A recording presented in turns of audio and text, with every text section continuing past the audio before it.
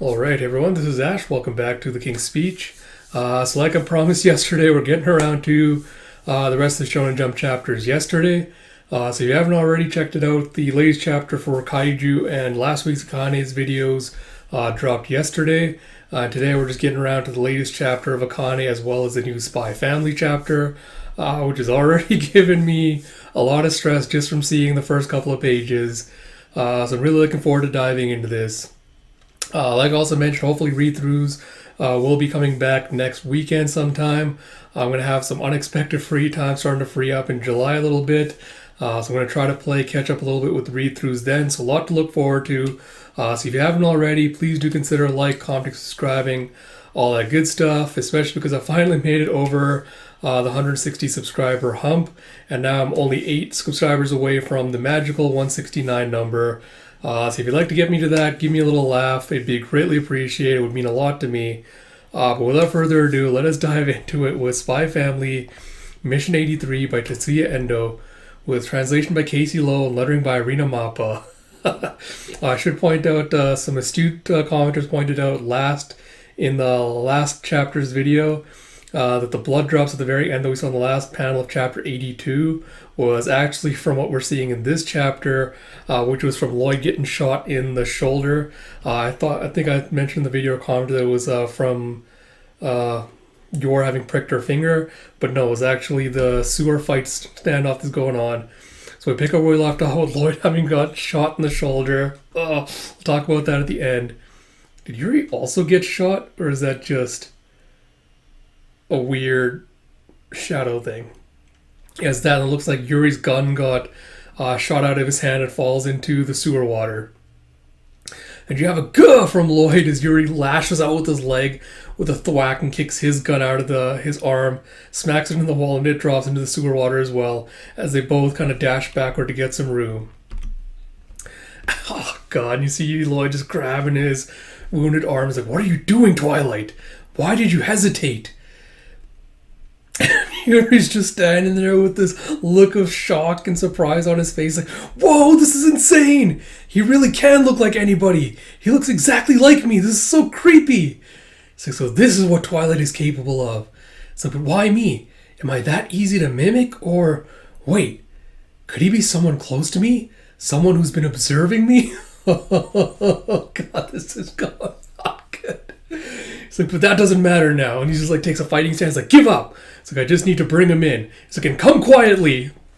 And he tries to throw left or right straight, I guess. And Lloyd just casually blocks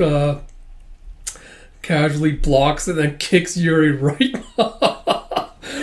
in the stomach, and then bashes him in the face and kicks him backwards again. Yuri's absolutely no match for Lloyd. And Yuri's like, "Damn, he's tough. That hurt." And you see Lloyd just wrapping a little bandage and tying it around his wound. And Yuri's like, "Stop resisting and surrender. We've got the sewer surrounded." He's like, "Well, parts of it anyway." And Lloyd's like, "If you don't want to die here, run back to the surface now." And Yuri's like, "Don't you talk to me in my own voice." And you see Lloyd just tugging his belt out. And he just lashes out with the belt and just slaps knocks Yuri on the chin. And Glassjaw just rattles his bane and knocks him out with a thunk. And Lloyd's like, "You may not be eating any decent meals for a while, but you'll live." Ooh. Oh shit. This bastard, I guess we'll talk about it at the end, but I guess being yours brother, he's used to just getting the shit getting kicked out of him. As Lloyd's trying to walk away, he hears a clank, and he puts his arm up to block as Yuri comes in with the pipe on his arm. And Lloyd lashes out with another kick and knocks him down. He's like, "Ow!" He's like, "How?" Yeah, as Yuri gets back up again. He's like, "It's you who won't be eating any decent meals in your prison cell." He just spits out some blood to the side. And you see them exchanging some more blows as Lloyd karate chops him, kicks him in the nuts. And he just won't stay down. And you see a "gra!" He's like, "Oh, so you got to be kidding me. How does he keep getting back up?" As he just backhands him. He's like, "Is this what being raised by your does to someone?"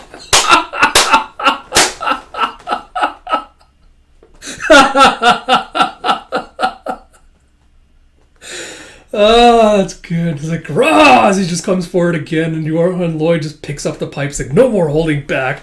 And he just slams down with it across Yuri's face. And he knocks him down. He just like thinks he's finally down. And Yuri gets back up with a teeter. And Lloyd's like, eek! And you see Yuri just stands there and he collapses backwards with a thud. And Lloyd just kind of stays there and he's still like, he just seems to be calculating like whether he should do like one more blow to take him out just to make sure. And you hear Yuri kind of just whisper like, I'm so sorry. And you see him like he finally just grips the pipe and then he just tosses it off into the sewer water and leaves. And you see back at Shellberry Hotel, you have Lloyd's old man contact going. Both him and Fiona go, no sign of Wheeler within our initial time frame, so we move to plan 221. There are no solid leads from Blue Team either, so with nothing to go on, we'll need to roll the dice. Come on, Wheeler, do us this one favor. Just keep watching the hotel area for a little longer.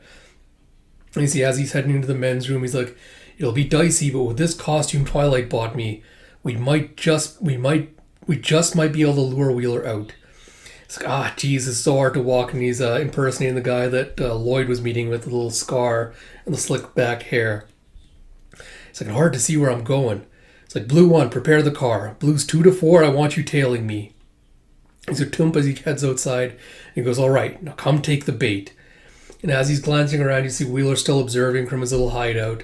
And he goes, I came to the meetup location, but never got the signal from Gascoigne.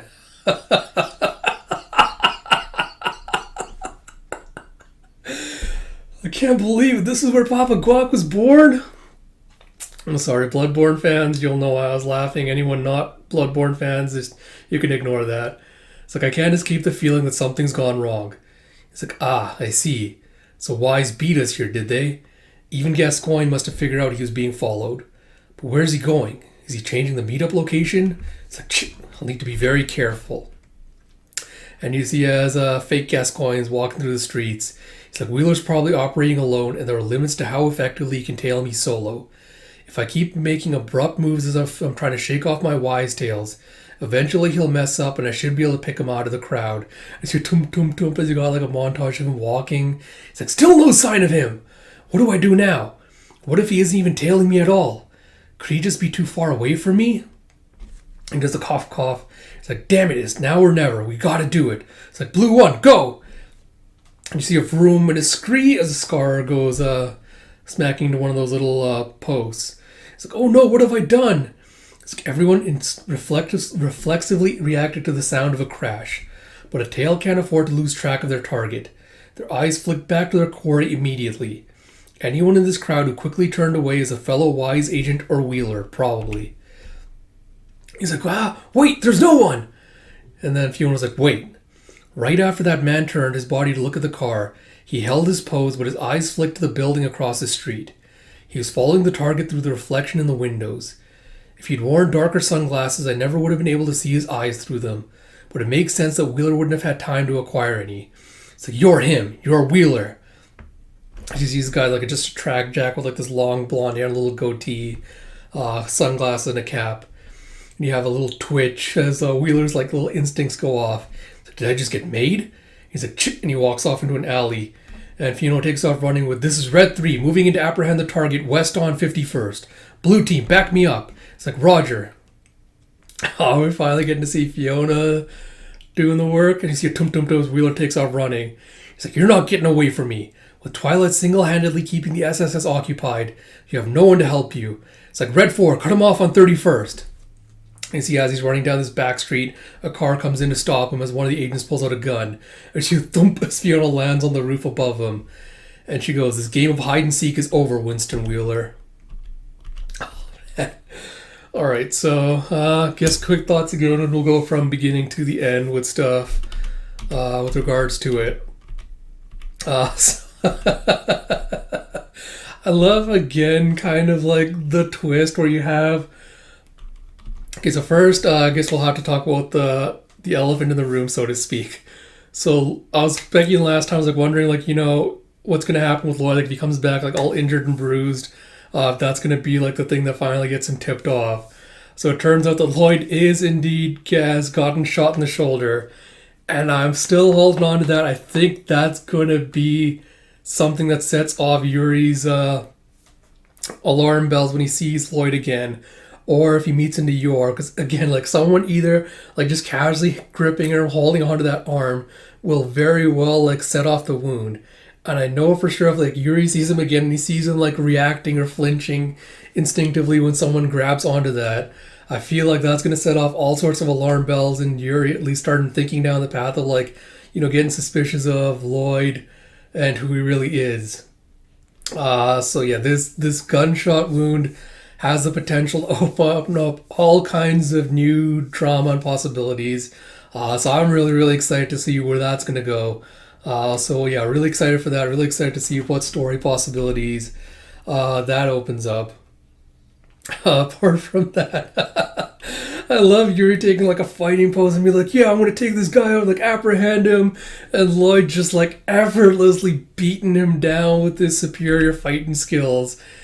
And I love the twist of like, no matter how hard Yuri gets beaten down because of living with Yor, he's just gotten so used to it that he's built up like this ridiculous endurance and stamina, like this body that can just withstand so much punishment. Like Lloyd's just like, stay down, man, stay down. And he just will not give up. So that was really, really amusing. I did like the little clever bits that Lloyd was doing, where he's like using his belt as a weapon to like whip him on the chin to try and take him out. Really, really loved those touches. Loved that Yuri gets his own badass moment where he's like, it's like you won't be eating any decent meals in your prison cell. He just like spits out the gob of blood. So I really, really enjoyed all of the fight scene stuff. That was really, really great. But I think my favorite part is where you can see Lloyd's conflicted feelings starting to surface, where he's taking up the bat and he's like, I should take him out right now. He's too dangerous to leave alive. Like, I should take him out for the good of the mission. You can see like his dead eyes. He's like doing like the rational, calculated thoughts of like, what's the optimal move here? And as soon as he hears Yuri going like, I'm so sorry, you see like all of that just deflating from him as he just like puts the pipe down, throws, and he just walks away. So again, this could open up potentially a bunch of interesting new possibilities for drama and stuff going forward. So I'm really, really keen on seeing the fallout from all of this specifically. I think we've been waiting for this for a long time. So I'm really hoping this is setting the stage to deliver on some good stuff.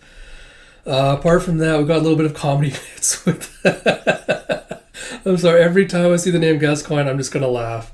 But we see fake Papa Guac going around trying to lure a Wheeler out. That one was amusing, like him trying to be like, I was like, oh my god, it's like the guy's not taking the bait. The only stuff I liked about that is we're finally seeing Fiona in action. So far, we haven't really seen her in like an actual mission scenario or like, seen what her combat capabilities are. Like we've seen, that she is as competent as Lloyd when they did like the whole tennis match infiltration thing that they've done. So I'm curious to see if she's going to be the one that's going to be able to apprehend Wheeler and kind of show like, she's on the same level as Twilight and Lloyd. So I really hope we're going to get to see a showcase of her skills and abilities in the next chapter.